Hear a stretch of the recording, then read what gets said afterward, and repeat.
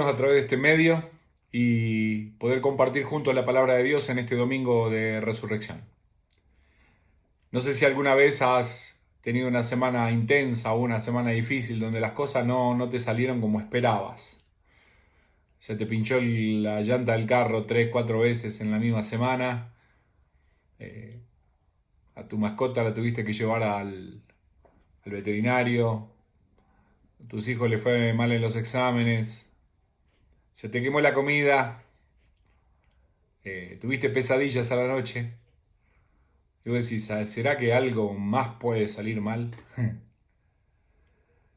Hoy quiero hablarles, el tema de este mensaje es una semana diferente. Y sin duda, esta es una semana diferente. Es una Semana Santa diferente, tal vez la Semana Santa más diferente de toda la historia de tu vida. Porque estás ahora en tu casa, ¿sí? Esperando que todo esto pase. Seguramente tenías planes y no salieron los planes como esperabas. Esperabas que poder salir de vacaciones. Algunos habían programado ya salir de vacaciones. Sabemos que los hermanos de Jesucristo es el camino. Muchos se van al Carrizo todos y llevan sus bicicletas y se juntan los primos y suben al cerro como algo ya tradicional y van a bicicletear a donde están las torres eólicas y todo ese plan que uno tiene y ya se acerca y se acerca y se acerca y de repente ahora estás sentado en tu casa. Y no sucedió como esperabas que suceda. Algunas personas tenían planes todavía mucho más grandes y hoy están en el hospital de Villanueva. Y tenemos que entender de que a veces nosotros en medio de todo esto nos podemos llegar a quejar, pero hay personas a las que los planes todavía les salieron peor, ¿no? Un viaje a Europa, un hermoso viaje a Europa, el viaje soñado, algunos a ver el clásico, otros a recorrer el norte de Italia. Terminó con un saldo negativo, ¿no? Y ese álbum de fotos que hoy en día te podés poner a ver, no te cuentan una buena historia, porque volvieron con el virus, porque están en cuarentenado en el mejor de los casos, porque algunos están en los hospitales y algunos ni siquiera pudieron contar la historia de ese viaje porque fallecieron en un hospital a causa del virus. Hay miles de personas en los países no pudiendo regresar a sus casas y seguramente la historia para ellos no terminó bien. Leía en estos días de un cumpleaños en Brasil. Se reunió la familia a celebrar el cumpleaños. Ese cumpleaños dejó 11 infectados y 2 adultos mayores murieron. Nunca esas fotos de cumpleaños van a ser el testimonio de un momento de alegría, sino que van a ser el testimonio de la tristeza, del dolor por lo sucedido. Estamos viviendo tiempos difíciles donde la pandemia afecta al mundo entero. Antes, cuando escuchábamos de una pandemia o cuando teníamos alguna epidemia aquí en el país, afectaba por sectores y otros países podían ayudarte. Hoy cada país está solo. Y este virus vino para instalarse. No tiene intenciones de ceder. Y no solo va contra la salud, sino que también va a afectar de alguna manera la economía. Y va a afectar a la política porque depende de las decisiones que los políticos tomen, serán catapultados o sepultados. Definitivamente nadie sale igual de una situación así. Es que nos tomó desprevenidos, nos tomó por sorpresa y nos encontró sin un plan B. Ninguno de nosotros tenía un plan B para la Semana Santa. porque nos preparamos para todo menos para lo que vendría. Pensando en eso, la palabra de Dios dice, prepárate para venir al encuentro de tu Dios. Prepárate. Y muchas veces el ser humano no está preparado para encontrarse con el Señor. El pueblo de Israel había esperado toda su vida al Mesías y cuando el Mesías vino no le reconocieron. Tal vez muchos del tiempo de Jesús le pasó lo mismo. Entendieron que Jesús vino o que Jesús pasó por ahí una vez que se fue. Es como cuando estás esperando el bus apropiado, la camioneta apropiada y te das cuenta que la apropiada era la que ya pasó. Y te quedaste ahí en la parada y vas a tener que esperar 40 minutos más, ¿no? Mucha gente del tiempo de Jesús se dio cuenta que Jesús pasó cuando Jesús ya había pasado. Tal vez puedes pensar en los dueños del burro. Les cayó la ficha de que Jesús había usado su animalito cuando ya pasó. Un animalito que estaba en el anonimato, atado frente a un terreno. Era un pobre burro, pero de repente se convirtió en el invitado VIP de la entrada triunfal. Nadie vio la entrada triunfal como el burro la vio. Así que ese burro se transformó en una celebridad. Tal vez podés pensar en los dueños del aposento alto. Es interesante porque el relato dice que Jesús le dijo, bueno, necesitamos preparar la cena para que comamos la Pascua. Así que váyanse a la entrada de la ciudad y les va a salir al encuentro un hombre con un cántaro en la cabeza. Síganlo. Yo me imagino al hombre con el cántaro en la cabeza mirando para atrás, viendo a los locos estos que lo iban siguiendo. Y dirá, estos me quieren robar el cántaro. O me querrán entrar a la casa, porque aquellos persistían hasta que él llegó a la puerta de la casa, no le dijeron nada. Así que cuando los discípulos le dicen, mirá, el maestro quiere, sí, dale, agárrenlo. Pero ese aposento alto se transformó en un lugar histórico. Hoy es un lugar histórico.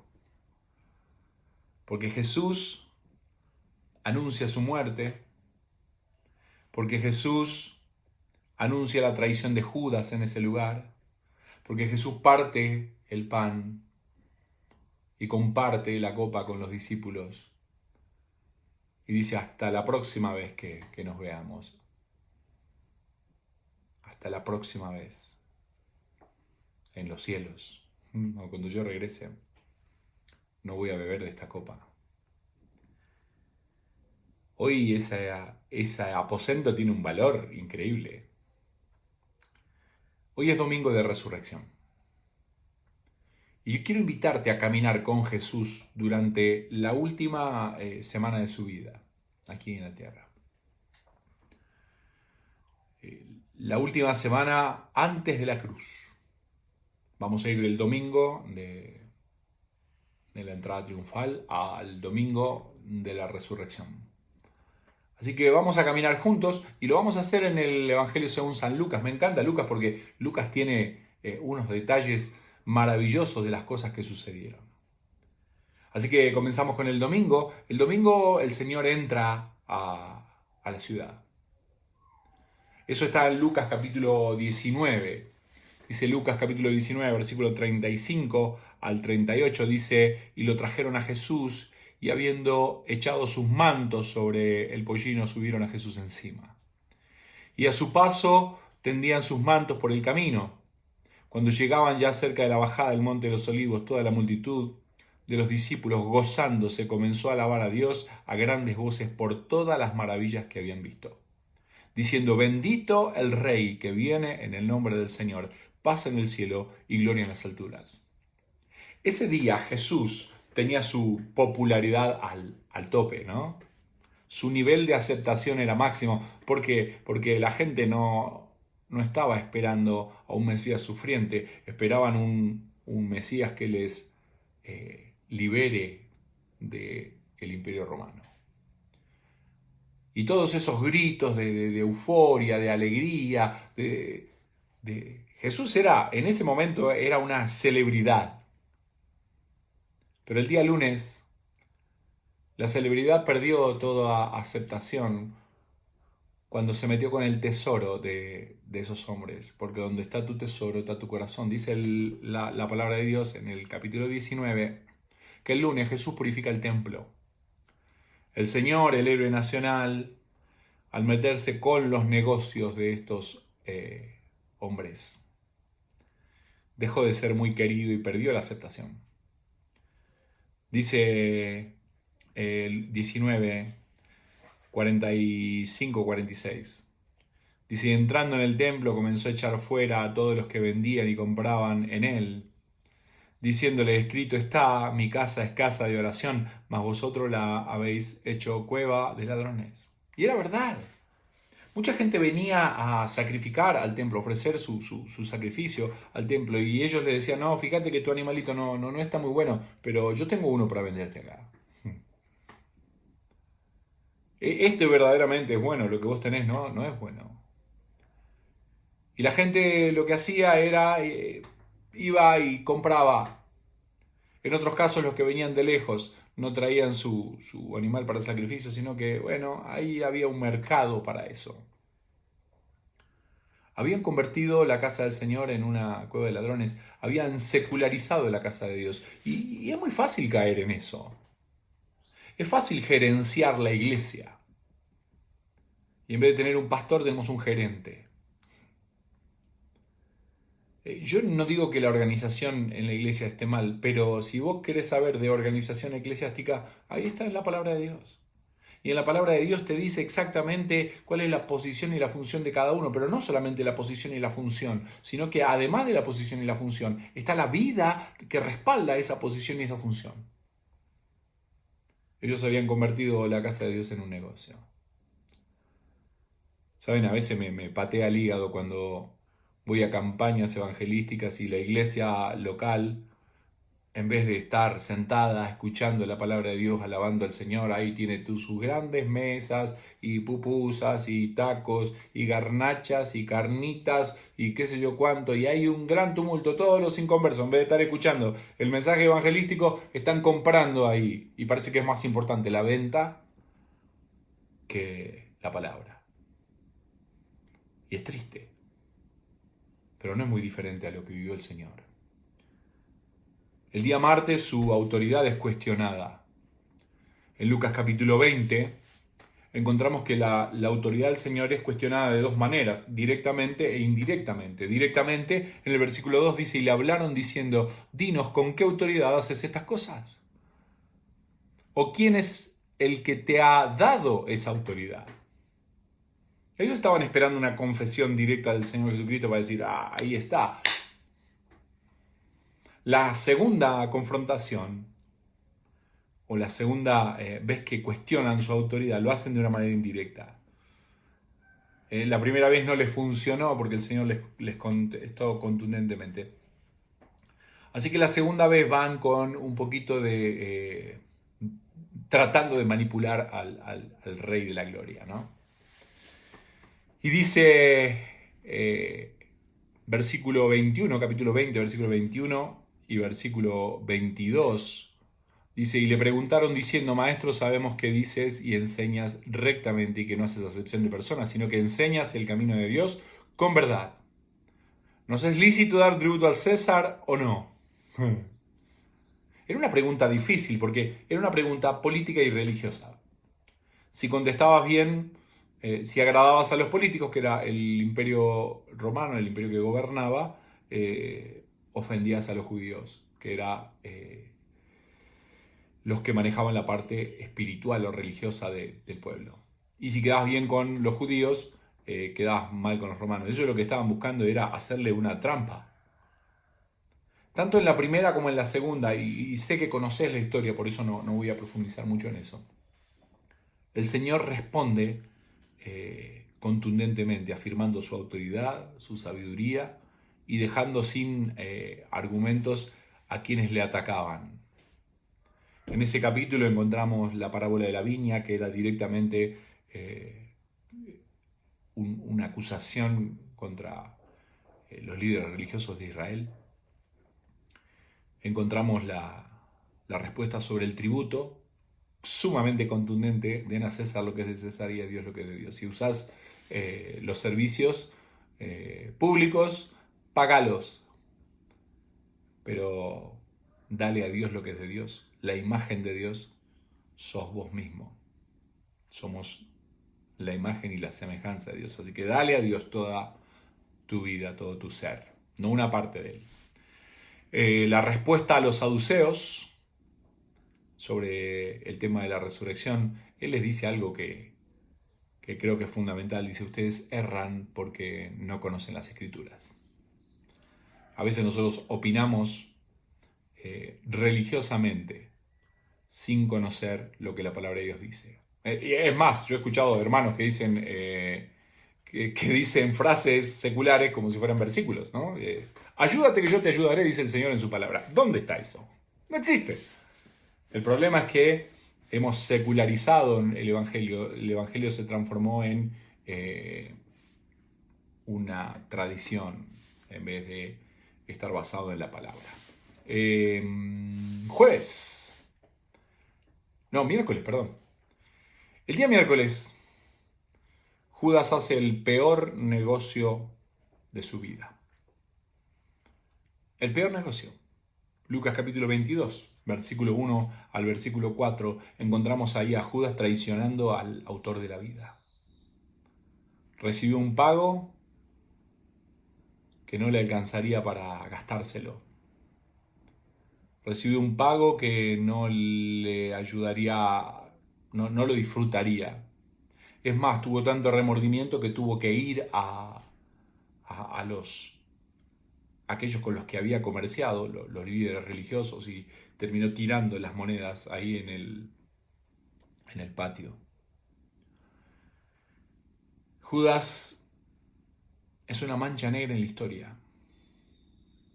¿Te preguntaste quién es Judas? Es una mancha negra en la historia.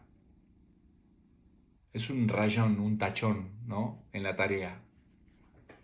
Judas es el familiar del que nadie quiere hablar, ¿viste? Seguramente todos tenemos un primo que me está medio loco, una tía imprudente con sus palabras.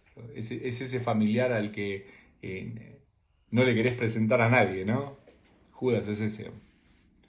Judas es el personaje que nadie quiere representar en la obra de teatro. Es interesante porque ni siquiera nadie, todos tenemos alguna mascota y no conozco ninguna mascota que se llame Judas. Le ponemos otros nombres a las mascotas, mucho más glamorosos, pero nadie le quiere poner ni siquiera Judas a su perro. El día jueves tenemos la última cena, algo que mencionamos hace un momento. Ese evento rodeado de tanta emotividad. El Señor dejó 3 regalos. El Señor podía estar pensando solo en sí mismo en ese momento porque venía algo dificilísimo y el Señor sabía cuánto le iba a doler, con qué intensidad, lo que le iba a producir a su cuerpo, lo que le iba a producir a su organismo, los clavos, el ahogamiento, los golpes, el dolor. Él sabía. Sabía con qué magnitud exactamente él iba a sufrir. Pero deja 3 regalos de despedida. El primer regalo que deja es una enseñanza relacionada con el servicio. ¿Quién es el más grande? Porque, aunque parezca mentira, los discípulos en ese momento tan difícil, tan duro para el Señor Jesucristo, estaban discutiendo quién sería el mayor. Es como sentarte a despedir a un familiar en el hospital y estar preguntándose entre los hermanos y discutiendo quién se va a quedar con la herencia. ¿Qué? ¿Vos te vas a quedar con el carro? ¿Vos te vas a quedar con la casa? Qué cosa fea, ¿no? Pero ellos discutían sobre eso y dice versículo 24, estamos en el capítulo 22, día jueves. Hubo también entre ellos una disputa sobre quién de ellos sería el mayor. Pues él les dijo, los reyes de las naciones se enseñorean de ellas y los que sobre ellas tienen autoridad son llamados bienhechores. Mas no así vosotros, sino que el mayor entre vosotros como el más joven y el que dirige como el que sirve. Porque ¿quién es mayor? ¿El que se sienta en la mesa o el que sirve? ¿No es el que se sienta en la mesa? Mas yo estoy entre vosotros como el que sirve. Es interesante eso.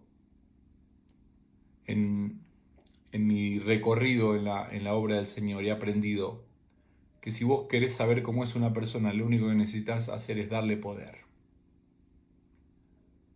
Porque el poder muestra o revela exactamente de qué está hecha esa persona. Si está llena de misericordia, de gracia, de sabiduría, va a actuar con misericordia, gracia y sabiduría. Pero si tiene odio, tiene amargura o tiene orgullo, lo va a demostrar. Y no estamos hablando de un poder excesivo. Podemos hablar de un gerente de una empresa multinacional o también de un poli en la talanquera de tu colonia. Con un poco de poder, como las personas cambian o demuestran, no cambian, demuestran lo que verdaderamente son. Y Jesús les da una lección sobre quién es el mayor. El mayor es el que sirve. Considerar a los demás como superiores a nosotros mismos. El segundo regalo, el primero es una enseñanza, el segundo es una advertencia. El versículo 31 dice, el enemigo me ha pedido para zarandearte como a trigo, pero yo he rogado por ti para que tu fe no falte y una vez vuelto confirma a tus hermanos. Una advertencia. El Señor da una advertencia a Pedro. Pedro, el Señor me ha pedido para zarandearte. Hermanos, todos aquellos que queremos crecer y dar frutos en la obra del Señor, vamos a ser zarandeados. Si quieres subir al siguiente nivel, vas a tener que recibir un sacudón del enemigo, porque en medio de la prueba el Señor quita todo lo que no se parece a Él. Te sacude y te saca todo el lastre, todo lo que te sobra, todo lo que no es de Cristo. Y nunca la bendición te forma tanto como la prueba. Hoy en día mucha gente está volviendo a Dios. Hoy en día mucha gente está buscando a Dios. Y qué bueno. ¿Cómo me alegro por eso? Pero sin duda la prueba los ha llevado a ese lugar. Te ha llevado a un lugar de expectación, a un lugar de introspección. Mirar también para adentro. ¿Sabes?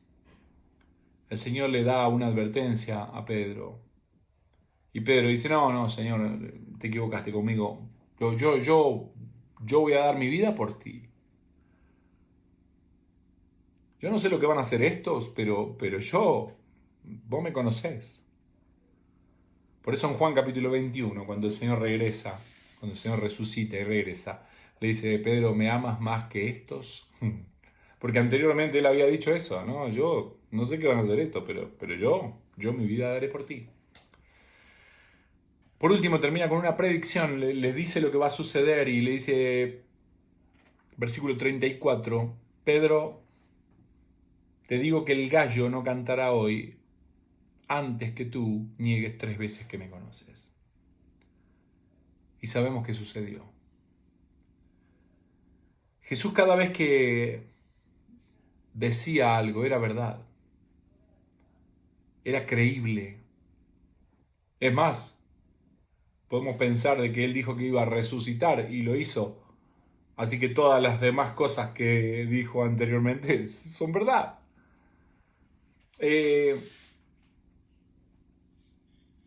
Después de esa predicción salen cantan el himno, dice la palabra de Dios, en Mateo, y salen a Getsemaní. Y ahí tenemos algunos momentos únicos. El Señor, el Rey de la Gloria, pudiendo decidir sobre su propia vida, sabiendo que le iba a doler y pudiendo ser liberado de ello. Dice en el versículo 42, pues si quieres pasa de mí esta copa, pero no se haga mi voluntad sino la tuya. Él pudo salvarse, pero nos condenaba a todos. Él pudo ser libre de esa copa, pero decidió no serlo por amor a nosotros. Y le dice al Padre, Padre, si puedes librarme, líbrame. El Señor Jesús era el Hijo de Dios, podía decidir sobre lo que Él quería hacer. Cualquier cosa que Él hubiera dicho, cualquier orden que Él hubiera dado. Si uno lee en Mateo el relato de Getsemaní, cuando los discípulos, sobre todo Pedro, reacciona con el cuchillito frente a una compañía de 500 soldados romanos, cosa que es una gran estupidez, ¿no? Pero Pedro era así, impulsivo. Jesús le dice, yo podría llamar a los ángeles que vengan a librarme, a una legión de ángeles, pero no lo hago. Yo puedo librarme de esto. Y tal vez podemos meditar en esto de dar órdenes a Dios, ¿no? Hay un pensamiento en algunas iglesias cristianas que dicen, usted declárelo, decrételo, dígalo, repítalo, pensamiento positivo, ¿no? Y el Señor lo va a hacer. El Señor no trabaja para mí, yo trabajo para Dios. La voluntad de Dios no está sujeta a mi voluntad está sujeta a la voluntad de Dios. Por eso el Señor dice, aun cuando les enseña a orar a los discípulos, hágase tu voluntad en los cielos así como se hace en la tierra. Bueno, en la tierra así como se hace en el cielo. Y aquí también en Getsemaní, no se haga lo que yo quiero, sino lo que tú quieres. El día viernes fue un día negro. Capítulo 22, a partir del versículo 47, al capítulo 23, versículo 56, el final del capítulo 23. Encontramos el arresto de Jesús, la burla, el abandono de todos. El Señor quedó solo, sus amigos le abandonaron, sus discípulos que habían compartido con él durante esos 3 años de ministerio le dejaron. Pedro le negó. Los juicios fueron injustos, los golpes fueron terribles, las burlas, la cruz, una de las peores muertes, peores sentencias de muertes de toda la historia. Y el sepulcro, José yendo a pedir el cuerpo del Señor. Aparentemente todo había terminado. Lo disfrutamos mientras duró, habría dicho alguno, ¿no? No era un sentir de adoración, sino de resignación, aún en la voz de los discípulos, en la cadencia de la voz de los discípulos. Pero el domingo, el primer día de la semana, el Señor resucitó. Lucas capítulo 24, dice el versículo 1 al versículo 7, el primer día de la semana, muy de mañana, vinieron al sepulcro, trayendo las especias aromáticas que habían preparado y algunas otras mujeres con ellas. Y hallaron, versículo 2, removida la piedra del sepulcro, y entrando no hallaron el cuerpo del Señor Jesús.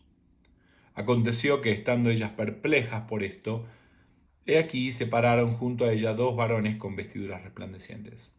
Y como tuvieron temor, bajaron el rostro a tierra y les dijeron, ¿por qué buscáis entre los muertos al que vive?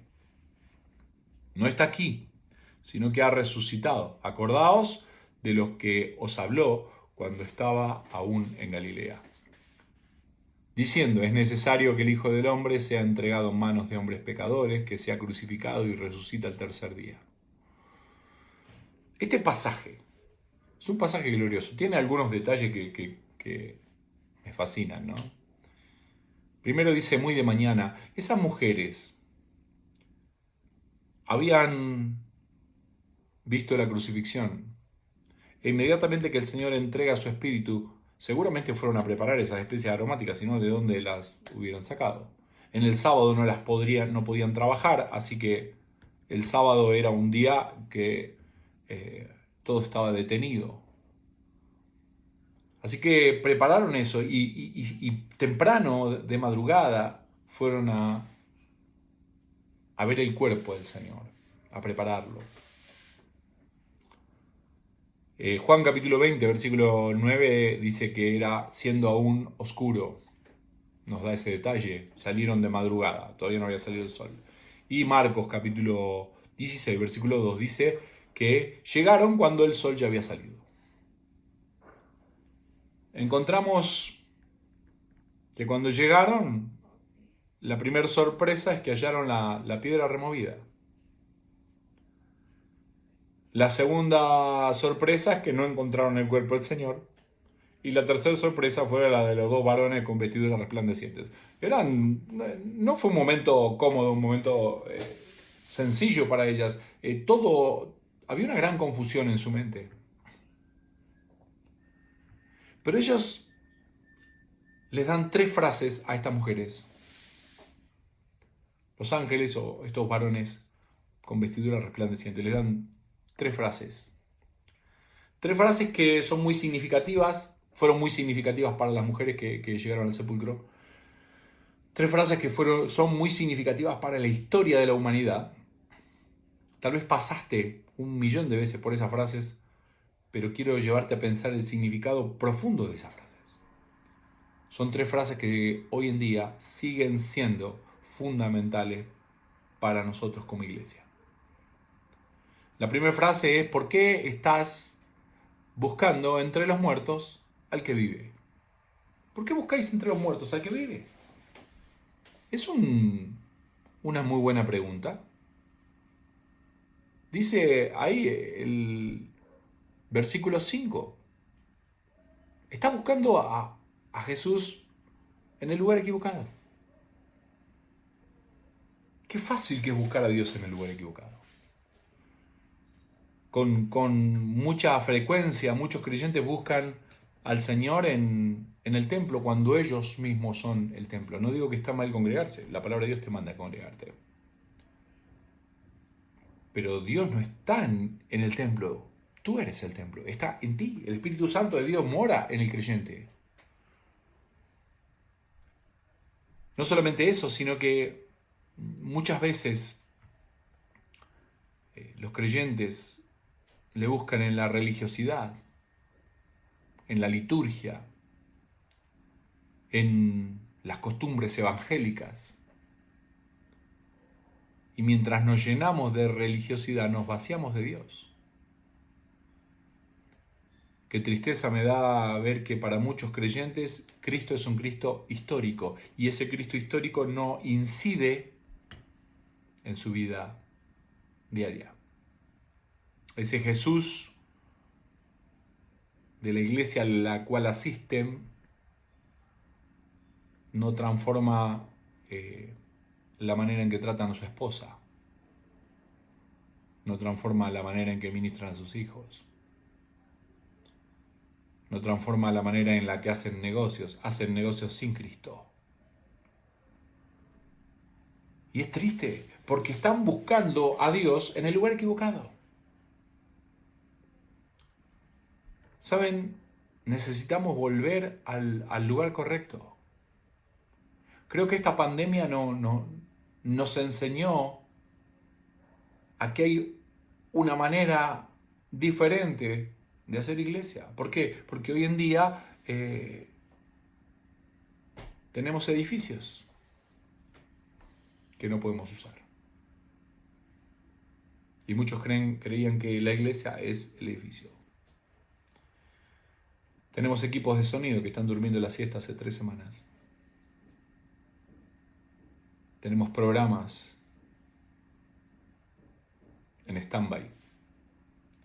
Tenemos mobiliario que se ha enfriado porque no hay ningún creyente posado sobre él. Esta pandemia nos ha venido a enseñar. Necesitamos volver a buscar a Dios en el lugar correcto. La segunda frase que aparece aquí es: no está aquí, sino que ha resucitado. El Señor vive, versículo 6. El Señor vive, pero vive de verdad. Apocalipsis capítulo 1, versículo 5 dice: y de Jesucristo el testigo fiel, el primogénito entre los muertos, y el soberano de los reyes de la tierra, el que nos amó y nos lavó de nuestros pecados con su sangre. Y alguno podrá decir: bueno, pero no es el primogénito de entre los muertos, no es el primero que murió. Seguramente no es el primero que murió, muchos murieron antes que él. Tampoco es el primero que resucitó, Lázaro había resucitado antes que él, el hijo de la viuda resucitó antes que él, la hija de Jairo resucitó antes que él. Y si vas al Antiguo Testamento, el hijo de la viuda donde estaba Elías resucitó antes que él.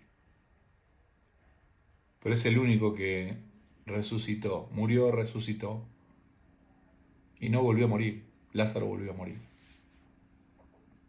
El hijo de la viuda volvió a morir. La hija de Jairo volvió a morir. Pero el Señor resucitó y vive y no está ausente de lo que te está pasando. Algunas personas preguntan, ¿y dónde está Dios en medio de esta pandemia? En el mismo lugar donde ha estado siempre. Él está ahí con los brazos abiertos esperándote. Esperando para tener comunión contigo. Aquí estoy a la puerta y llamo. Si alguno oye mi voz y abre la puerta, entraré a él y cenaré con él y él conmigo. Comunión. El Señor quiere tomarse un cafecito contigo. ¿Saben? La resurrección de Cristo es la clave de toda doctrina de la iglesia. Alguien dijo, el cristianismo permanece de pie o cae por la resurrección. El apóstol Pablo dice esa frase de otra manera en 1 Corintios capítulo 15, versículo 14. Dice, si Cristo no resucitó, vana es nuestra fe. Pablo de ninguna manera está negando la resurrección. Lo que está haciendo es está afirmando la resurrección y lo hace presentando pruebas contundentes a partir del versículo 3 de 1 Corintios 15. El versículo 3 dice, porque primeramente os he enseñado lo que asimismo recibí, que Cristo murió por nuestros pecados conforme a las Escrituras, y que fue sepultado y que resucitó al tercer día conforme a las Escrituras, y que apareció a Cefas y después a los 12. Después apareció a más de 500 hermanos a la vez, de los cuales muchos viven aún y otros ya duermen. Después apareció a Jacobo, después a todos los apóstoles y al último de todos, como un abortivo, me apareció a mí. Me gusta mucho lo que dice. Y repite 2 veces una frase que es fundamental para la vida del creyente. Dice, conforme a las Escrituras, el cielo y la tierra van a pasar, pero sus palabras no pasarán. Me llama mucho la atención lo poco que los creyentes profundizan en la Escritura. Hace un tiempo estaba en la iglesia y pregunté, ¿cuántos han leído la Biblia completa? De 150 a 200 personas, 5 levantaron su mano. ¡Qué triste! Espero que en este tiempo de cuarentena lo hagas, tengas una meta, puedas leer la palabra, aprender de la palabra. Pregunté un poquito después y dije, bueno, tal vez les estoy pidiendo mucho a los hermanos, así que ¿cuántos han leído el Nuevo Testamento completo? Y 10 personas levantaron la mano. ¡Qué triste! Ahora sabemos las cosas que pasan en el mundo, estamos conectados con todas las noticias, esperamos que el presidente de la República, a las 8, 7:59 ya estamos ahí con el teléfono o con la tele esperando la cadena nacional. Sabemos todo lo que está sucediendo con el coronavirus en Latinoamérica, en Italia, en Europa, en Asia, en Estados Unidos. Y lo compartimos. ¿Viste lo que pasó? ¿Viste cómo enterraron a esos ahí en el Bronx? ¿Viste lo que pasó en Guayaquil? ¿Viste lo que está pasando en Guam? Que ya la ciudad está funcionando. ¿Viste esto? ¿Viste? Tenemos más información. Sabemos mucho más del coronavirus que lo que sabemos del pecado. Y el pecado te mata eternamente. Y puede matar a los que tenés alrededor eternamente. Y puede matar a tus seres queridos eternamente. ¿Y cuánto sabemos del pecado? ¿Cuánto sabemos lo que la Biblia dice en cuanto al pecado? En cuanto a la condenación eterna, en cuanto a la salvación eterna. ¿Cómo compartimos el Evangelio? El pasaje, además de eso, deja una larga lista de testigos de la resurrección del Señor. Dice que se le apareció a Pedro, se le apareció a los 12, se le apareció a más de 500, se le apareció a Jacobo, se le apareció a otros discípulos y dice, hasta se me apareció a mí, si tienes alguna duda. Todos los que niegan la resurrección de Cristo tendrían una forma muy fácil de comprobarla. presentando el cuerpo. Pero no está ahí, sino que resucitó. Buda sigue en la tumba.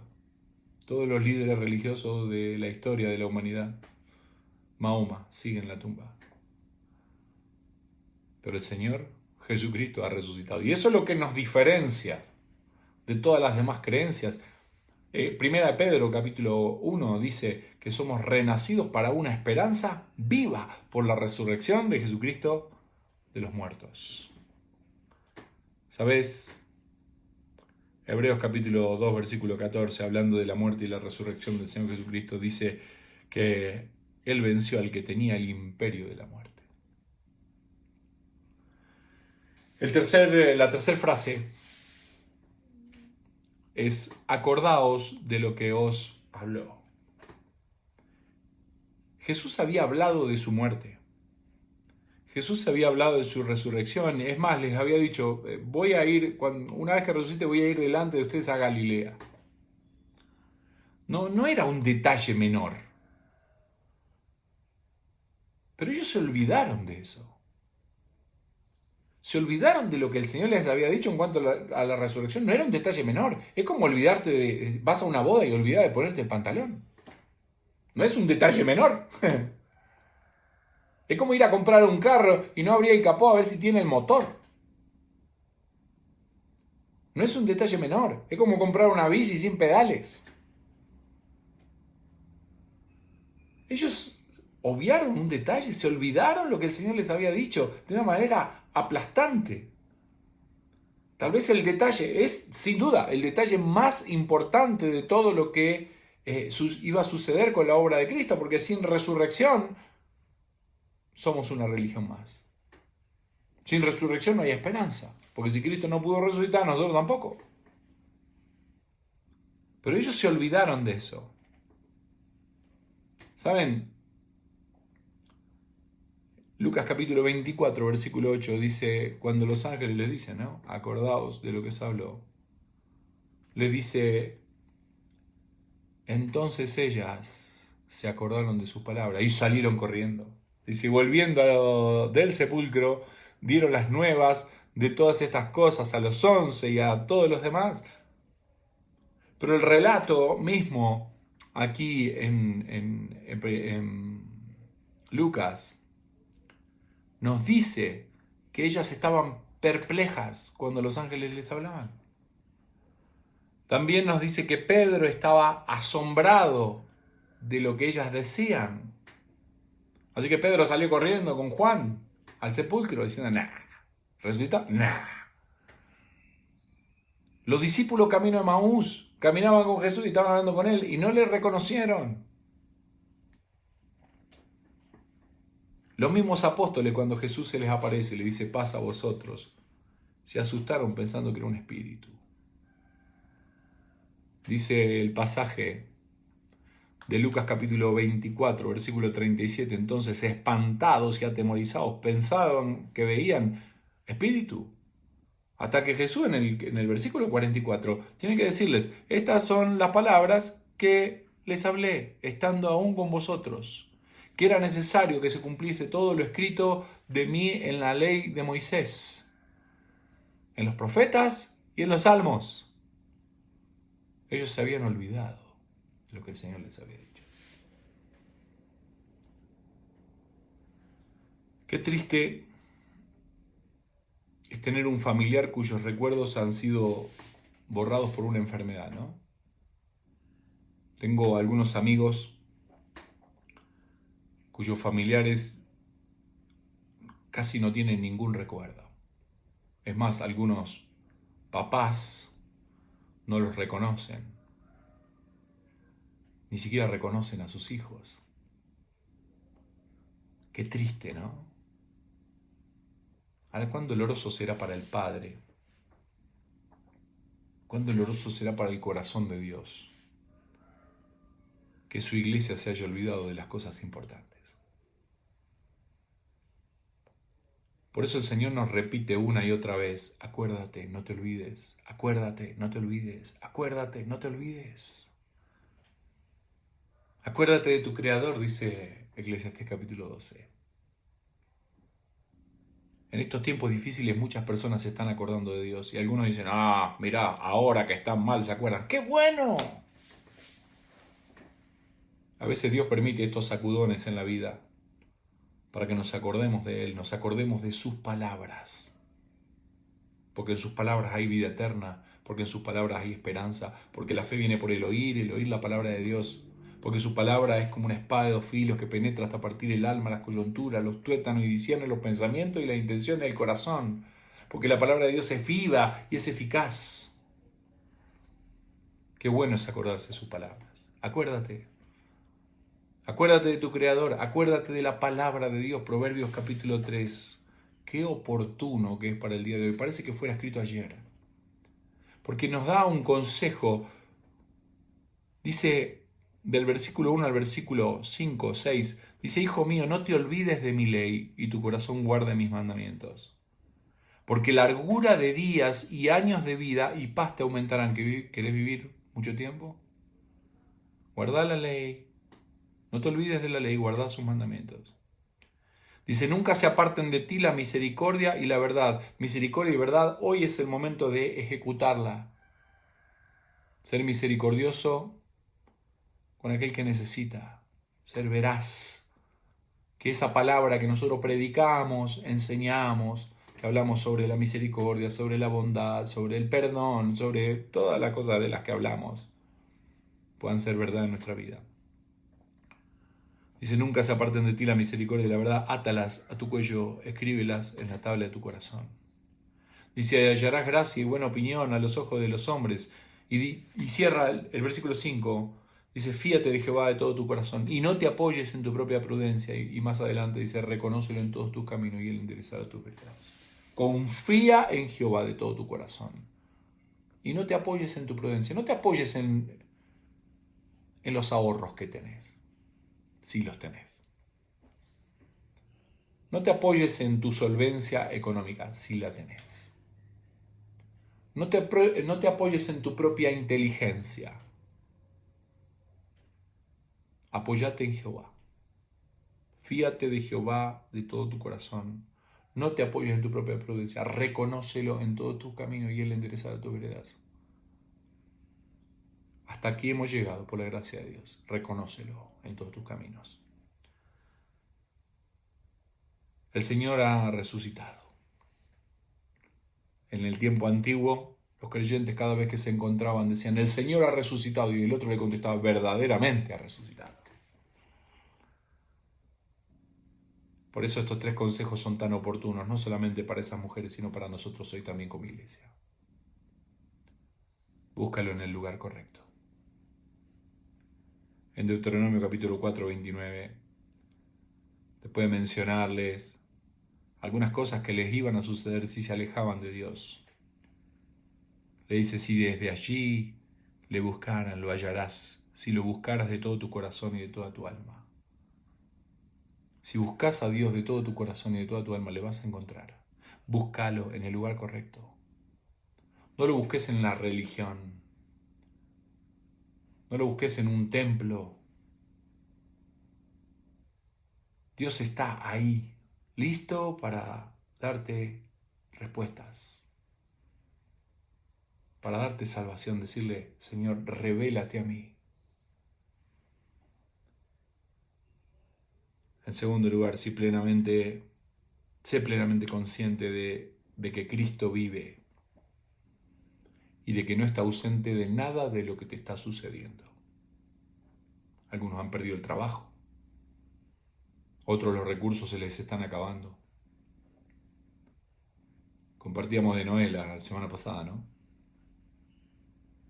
Noé no se quedó sin pasto para los animales, Dios tenía todo perfectamente orquestado. Por último, acuérdate de lo que Él dijo. No te olvides.